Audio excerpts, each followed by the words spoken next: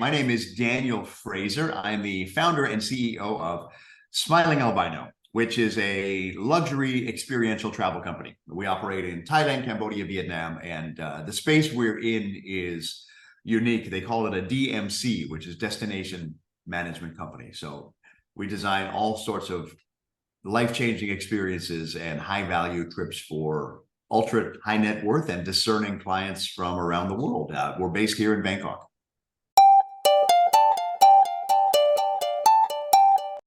Many. I think if anyone knows the travel hospitality space, obviously we got crushed during COVID. So starting in 2020, late 2021, 2022, we really were a startup. I call it a 23-year-old startup. Our systems and processes that we'd used pre-COVID were largely forgotten. Processes were not well documented, which is not uncommon in a small entrepreneurial enterprise, and lots of new people with new jobs, therefore struggling a little bit to formalize onboarding and training. And a lot of those things are being worked on in progress, but compared to a year ago, we're in a much healthier space, which I believe is your next question.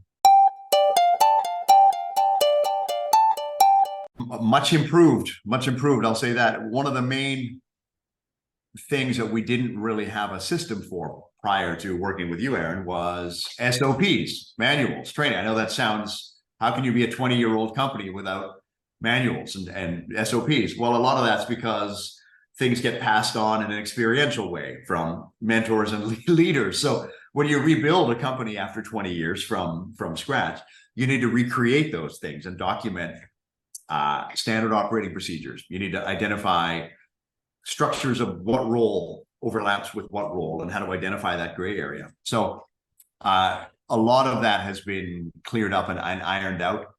I think the main thing I've gained working with you, which I appreciate, is regularly good perspective on why certain things don't work the same as they did before COVID, or perspective on how to assess a situation from a fresh set of eyes with a systematic mindset, not necessarily racing to get things done like most entrepreneurs in my space are. So we're much more process oriented, but in a good way, not like a large institution, but in an SOP, follow the manual, follow the procedure kind of way, which I never thought Smiling Albino would really be in that kind of space. So it's a healthy change.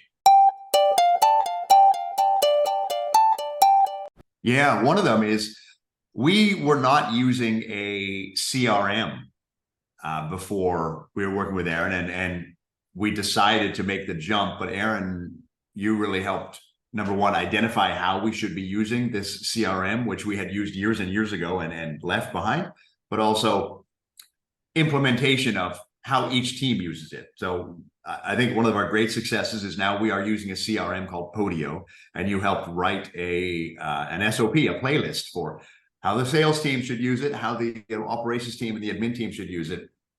Sounds simple, of course, but there's a lot of moving parts and no system is perfect, but manuals and training and regular troubleshooting of that system is a big success. So that's something we're grateful for. Well, it's probably your deep, bassy Sunday night DJ voice. You know what? You're good counsel. You're a good guy to talk to. You have wise, methodical perspective. I mean, I've bounced ideas off of you, ranging from HR to technology, to business development, to structuring roles. So you're a really good sounding board for things that go often beyond the scope of what you're working on. So I feel wise counsel, and you've been an ally in the trenches without an agenda of your own to promote necessarily. I think you're genuinely interested in our business, which is fun, and it makes hanging out and chatting with you more than just work.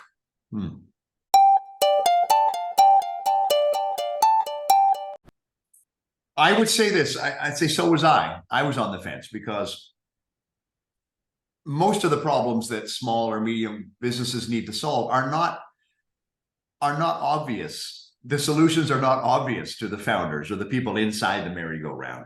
And gaining perspective from someone on the outside who has done similar fixes at similar companies is invaluable. Serena Williams had won 23, 24 Grand Slams, but still hired a coach in her final 6 months as a pro because she values the insight. She values perspective. So if you want to grow your business and you value your business, invest in some alternative viewpoints to help you find solutions to things that you're stuck with. And that's, I was on the fence too. And I'm glad we've done actually several projects together since then. So yeah.